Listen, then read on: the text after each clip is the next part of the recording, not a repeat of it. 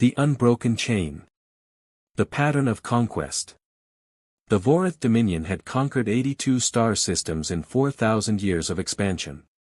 Their method was proven, refined across centuries of warfare until it had become an art form.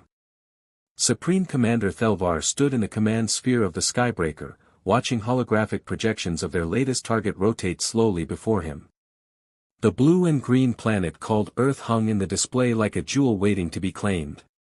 Thelvar was 340 years old, ancient even by Vorath standards. His silver carapace bore the marks of a dozen campaigns, each scar a story of another civilization that had learned to bow before Dominion power. He had personally overseen 23 planetary conquests, and every single one had followed the same predictable pattern. First came the arrival. The Dominion fleet would emerge from hyperspace at the edge of a system, their 500 warships arranged in the spiral of inevitability. The formation was designed not just for tactical advantage but for psychological impact. Any species capable of detecting their approach would see the mathematical perfection of their formation and understand they faced an enemy that had mastered the art of war.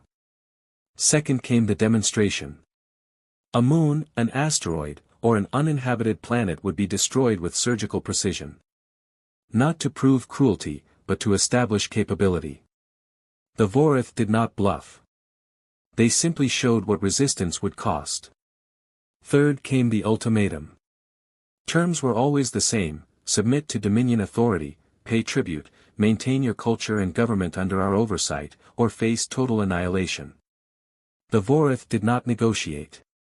They presented reality and allowed their targets to choose. Fourth came submission. Sometimes it took hours, sometimes weeks, but it always came. Mathematics did not lie. Power was power, and civilizations that valued survival over pride made the rational choice. 83 times this pattern had played out. 83 times species had chosen survival. The Vorath kept extensive records of submission times. The fastest was the Kelthran Compact, which surrendered 4 hours after the demonstration. The slowest was the Dracian Alliance, which held out for 47 days before their leaders finally accepted reality. But they all surrendered eventually. They all made the rational choice. The Deathworld discovery. Thelvar studied the intelligence reports on humanity with the same methodical attention he gave every campaign. The species was young, barely 200,000 years old. They had only achieved spaceflight in the last century. Their technology was primitive by Dominion standards. Their 87 warships were cobbled together from mining vessels and exploration craft hastily retrofitted with weapons. But something in the cultural analysis troubled him. His intelligence officer, Sub-Commander Vrel, had flagged unusual patterns in human behavior. "They have no unified government," Vrel reported, his 4 eyes blinking in sequence. "Until our scout ships appeared, they were divided into nearly 200 separate nations, many hostile to each other." "Divided species submit faster," Thelvar said. "Fear unites them, but only after they realize cooperation is their only hope." "Yes, Commander, except humans unified before our arrival. Our scouts triggered something called the Johannesburg Accords. In 6 months, they created the Terran Defense Coalition and combined their military forces." Thelvar's mandibles clicked thoughtfully. "Efficient. What else?" "Their planet, Commander. Our xenobiologists classify it as a Class 4 Deathworld." Thelvar's attention sharpened. Deathworlds were rare. Planets where conditions were so hostile that evolution became a crucible, forging species harder than those from gentler environments. The Vorath homeworld was a Class 2. Most civilized worlds rated Class 1 or lower. "Explain," Thelvar commanded. Vrel brought up Earth's environmental data. Gravity 1.2 standard. Atmospheric oxygen levels that would be toxic to most species. Weather systems capable of generating winds exceeding 300 km per hour. Tectonic activity causing constant earthquakes. Predator-to-prey ratio suggesting extreme competitive evolution.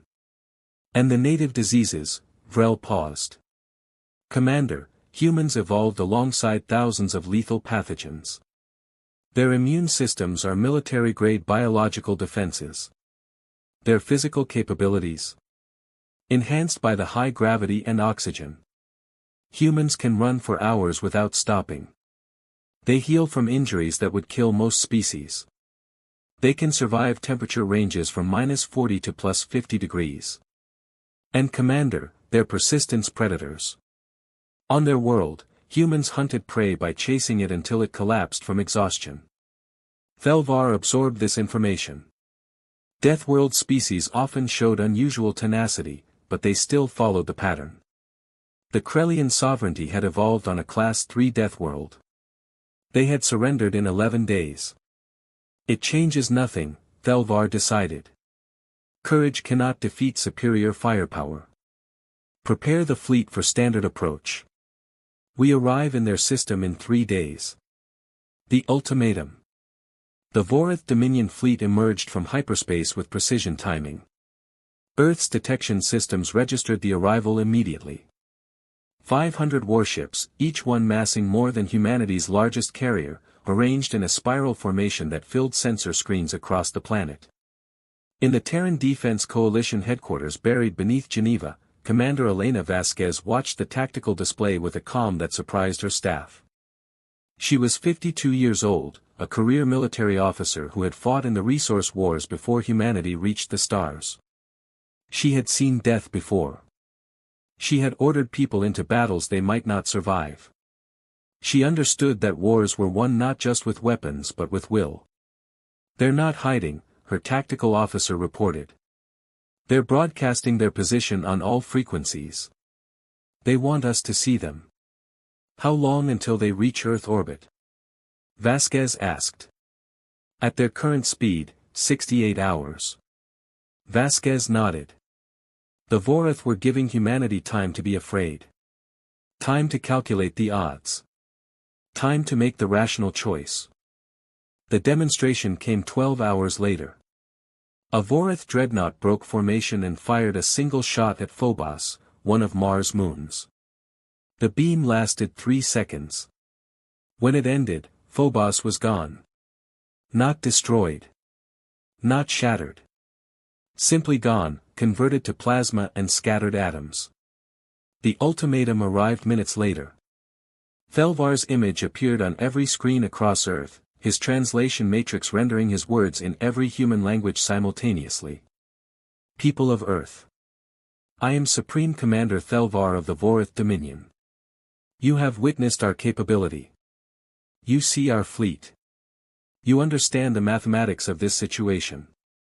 We offer you survival. Submit to Dominion authority. Maintain your governments and cultures under our oversight. Pay tribute and provide resources as required. Your alternative is extinction. You have 48 hours to respond."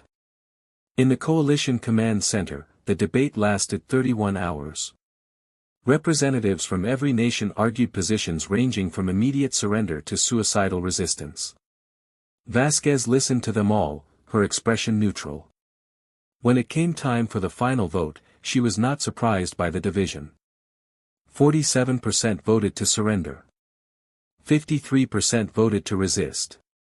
The margin was razor-thin, decided by 3 votes out of nearly 200 representatives.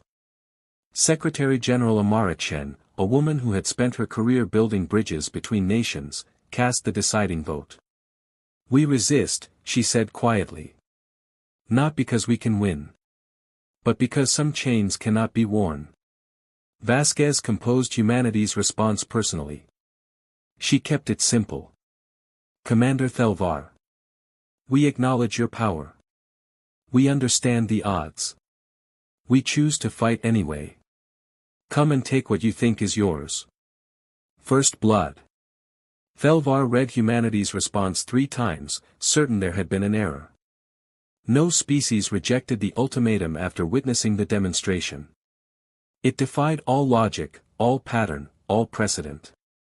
"They must not understand," Vrel suggested. "Perhaps their translation systems failed."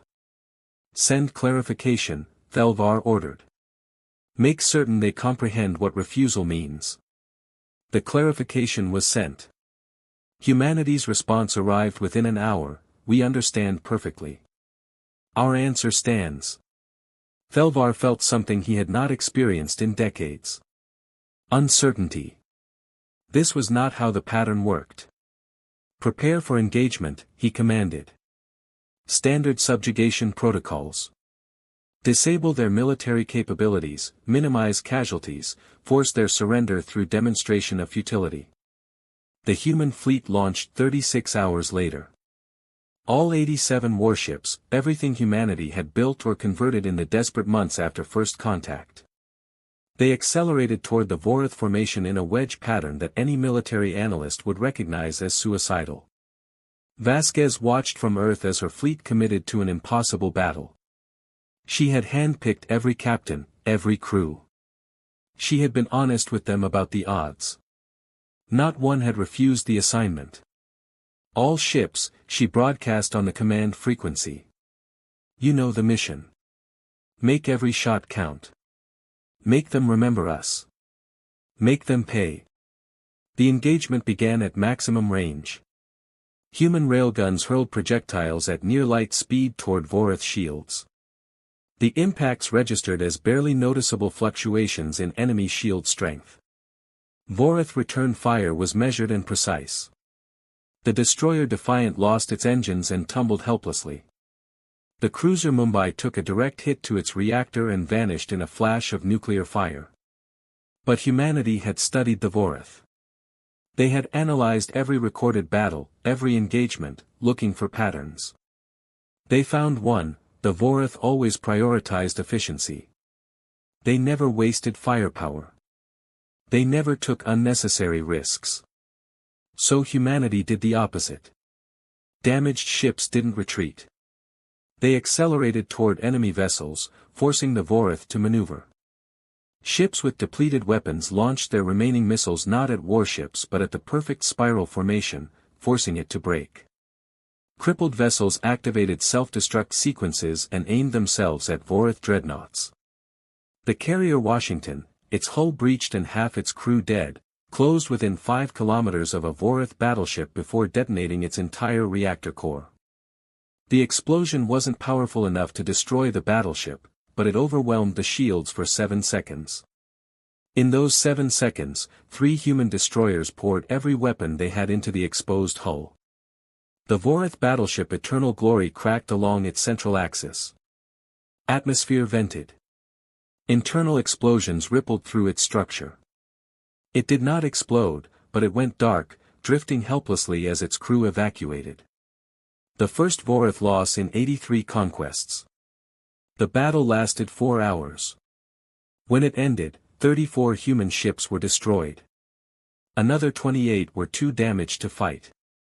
Only 25 remained combat capable. The Vorith lost 1 battleship and suffered damage to 7 others. By any rational measure, humanity had been crushed. They had lost 70% of their fleet for minimal enemy casualties. The mathematics proved the futility of resistance. But Thelvar stood in his command sphere, staring at the wreckage field, and felt the pattern beginning to fracture. The cost of conviction. Vasquez reviewed the casualty reports with a steady hand. 14,000 dead.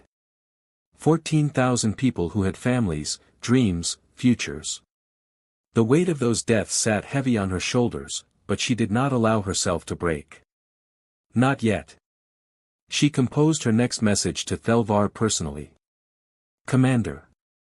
You came here expecting us to calculate odds and choose survival. You were right that we calculated. We know we cannot win a conventional war. But you miscalculated what matters to us. You destroyed 34 of our ships.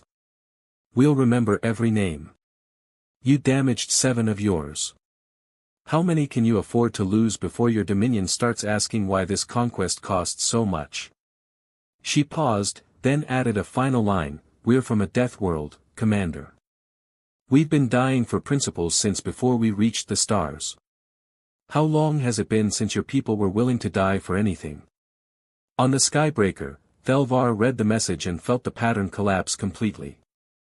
This was not how it worked. Species that lost 70% of their forces surrendered. They did not send defiant messages. They did not question Dominion resolve. He called a command meeting. His officers gathered in the strategy sphere, their expressions troubled. They had all seen the battle data. They had all witnessed something unprecedented. Analysis, Thelvar commanded. Subcommander Vrel spoke first. The humans fought irrationally. They sacrificed ships for minimal tactical gain. They wasted resources on attacks that couldn't penetrate our shields. By every measure, their strategy was flawed. And yet they damaged 7 ships and destroyed the Eternal Glory, another officer noted. Through suicide tactics, Vrel countered. No sustainable military force operates that way. Unless they believe the cause justifies any cost, Thelvar said quietly. He had been reviewing Earth's military history. The records showed pattern after pattern of human forces accepting catastrophic casualties for strategic or ideological objectives. Battles where defenders fought to the last soldier. Sieges lasting years. Civilians resisting occupation through guerrilla warfare that lasted generations. What do we do, Commander? Vrel asked. Thelvar studied the holographic projection of Earth. 8.6 billion humans on a death world that had forged them into something harder than any species the Dominion had encountered. We proceed with the conquest, he decided. But we must accept this will not follow standard patterns. Prepare for orbital bombardment of military targets. We will break their capacity to resist. But even as he gave the order, Thelvar wondered something he had never questioned before: what if the cost of victory exceeded its value? What if humanity's true weapon was not their ships or their weapons, but their willingness to pay any price? The pattern was broken. What came next, no one could predict. The price of victory. The siege begins. The orbital bombardment of Earth began on the 6th day of the war. Thelvar had given the order with reluctance, knowing that each strike pushed the Dominion further from the clean conquest he preferred. The Vorith prided themselves on civilized warfare. They conquered, yes, but they preserved. Destroyed civilizations paid no tribute and required no governance. But humanity had left him no choice. Precision lance beams reached down from orbit, striking military installations with surgical accuracy. The North American defense complex in Colorado vanished in a flash of superheated plasma. The Siberian command fortress, buried under 200 meters of reinforced concrete, was excavated by sustained fire that turned rock to lava. The Sao Paulo naval shipyards melted into slag, taking humanity's hope of replacing their lost fleet with them. Thelvar watched the targeting displays, his mandibles tight. Each strike was calculated to minimize civilian casualties. The Vorith were not monsters. They targeted only military assets, only structures that contributed to Earth's capacity for resistance. By Dominion standards, this was restrained warfare. By human standards, it was devastation. In the first 48 hours of bombardment, 89,000 people died. Most were military personnel, but thousands were civilians who worked in defense industries or lived near targeted installations. The death toll climbed steadily as the Vorith methodically dismantled Earth's military infrastructure. Vasquez coordinated the defense from a mobile command center, constantly relocating to avoid orbital targeting. She watched her carefully constructed defense network dissolve under enemy fire, each loss reported in calm, professional voices that masked the desperation beneath. "Commander, we've lost the Australian tracker stations," her communications officer reported. "Acknowledged. Reroute satellite coverage through the European network." "Ma'am, the European network was hit 6 hours ago." Vasquez closed her eyes briefly, then opened them with renewed focus. "Then we go dark. All remaining installations, full emission silence. If they can't see us, they can't kill us." It was a temporary solution at best. The Vorith had sensors that could detect power signatures from orbit. Going dark meant shutting down radar, communications, everything that made coordinated defense possible. But coordination required infrastructure, and infrastructure made targets. So humanity adapted. They had always been good at adapting. Deathworld Protocol. On the Skybreaker, Sub-Commander Vrel presented Thelvar with troubling intelligence reports. Commander, human military activity has not decreased despite our bombardment. It has dispersed. Thelvar examined the tactical displays. Instead of the centralized command structure the Vorath had been systematically destroying, human forces had fragmented into thousands of small units operating independently. Ships that had survived the first battle were scattered across the asteroid belt. Ground forces had abandoned their bases and melted into Earth's civilian population.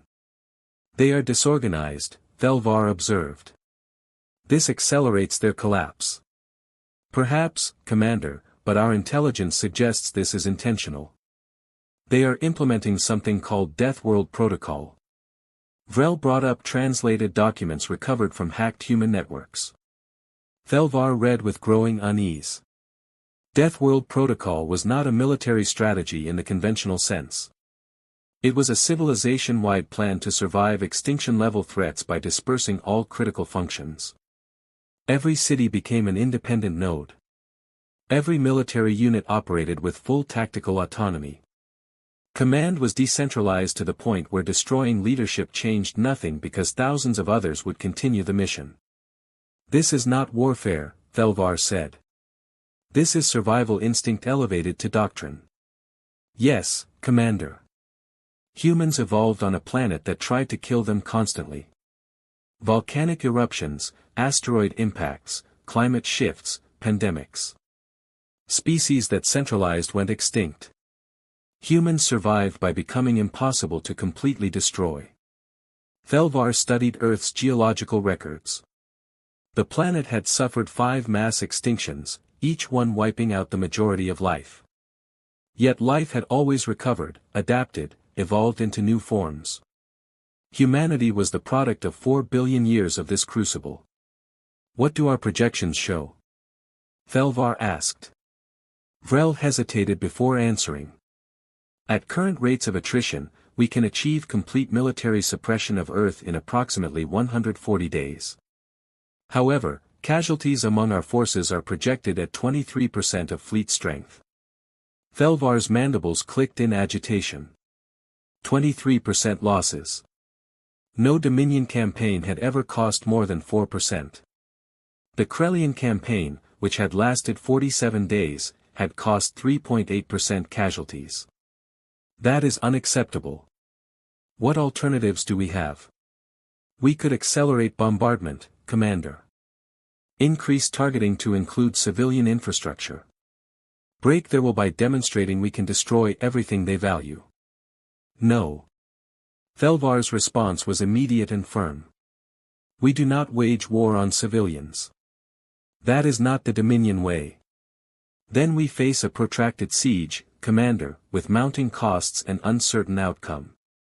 Thelvar turned away from the displays, feeling the weight of command settle heavier on his carapace. Somewhere in this campaign, he had lost control of the pattern. Humanity was not playing by rules that had governed galactic warfare for millennia. The breaking point.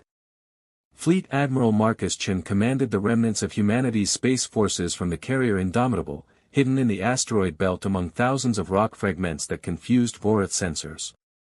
He was 67 years old, gray-haired and scarred from the resource wars. He had lost his wife in the first Vorath bombardment when they destroyed the Sao Paulo shipyards where she worked as an engineer. He had 19 ships left under his command. 19 ships against 493 Vorath warships still operational. The mathematics were not just unfavorable, they were absurd. But Chen had been studying the engagement data from every battle, every skirmish, every time humans had managed to hurt the Vorath. He had found a pattern in their pattern. They're predictable, he told his command staff during a briefing conducted via encrypted laser communications. They maneuver the same way every time. They maintain formation even when they don't need to. They're so confident in their shields that they don't take evasive action until threats get close. That confidence is justified, Admiral, his tactical officer noted. Our weapons can barely scratch them. Unless we hit them all at once, Chen replied. Every ship we have, every weapon, concentrated on a single target. We overwhelm their shields through sheer volume of fire. That would require us to gather in one location, sir. They'll see us coming. I know. Chen's voice was steady. That's the point. We show them what Deathworld species do when you corner them. We show them that we'll trade everything for even a small victory. The attack came 3 days later. All 19 remaining human ships emerged from the asteroid belt simultaneously, accelerating at maximum burn toward the Vorath fleet. It was not a tactical maneuver. It was a statement. Thelvar watched them come, recognizing immediately what Chen intended. They mean to sacrifice themselves for a single ship. Should we withdraw the fleet, Commander? No. If we retreat from 19 ships, we will never regain initiative. All vessels, defensive formation. Prepare to engage. The human fleet split into 3 groups as they closed, forcing the Vorath to divide their fire. 2 groups veered off, drawing Vorath attention, while the third group, led by Chen's Indomitable, drove straight toward the skybreaker. Chen watched the distance close. 50,000 kilometers. 40,000, his shields were failing under sustained Vorath fire. The destroyer beside him exploded. The cruiser Beijing lost its engines and tumbled away. 30,000 kilometers. 20,000. All ships, Chen broadcast. Full salvo. Everything we have. Make it count. 19 ships opened fire simultaneously. Railgun rounds, missiles, torpedoes, every weapon launching in a sustained barrage that lasted 17 seconds.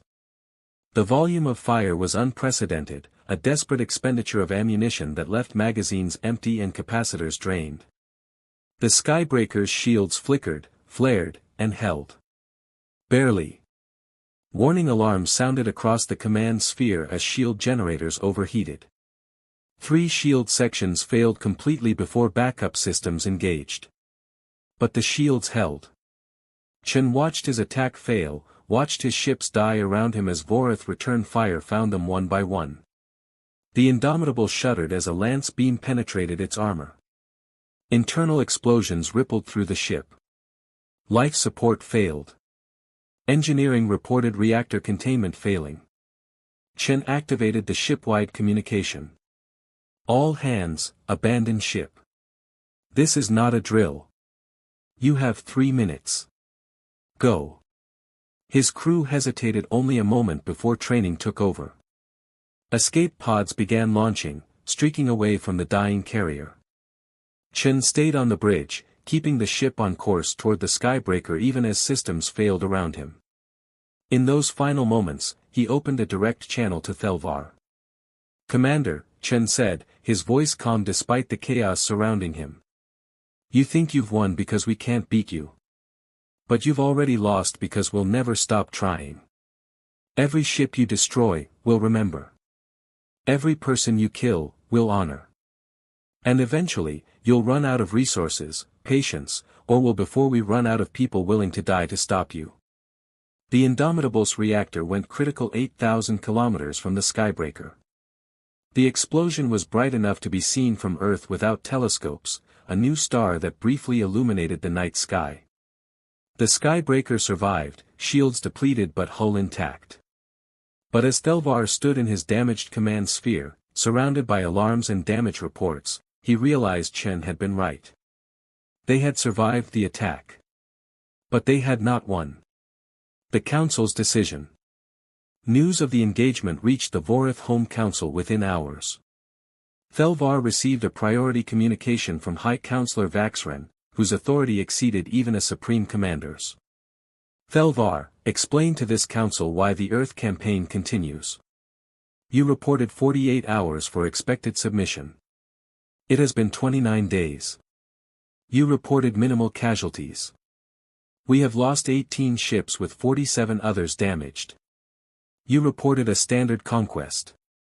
This is becoming a war of attrition we have not seen in centuries. Thelvar chose his words carefully. High Counselor, humanity is not following established patterns. They are a Deathworld species with cultural values that prioritize resistance over survival.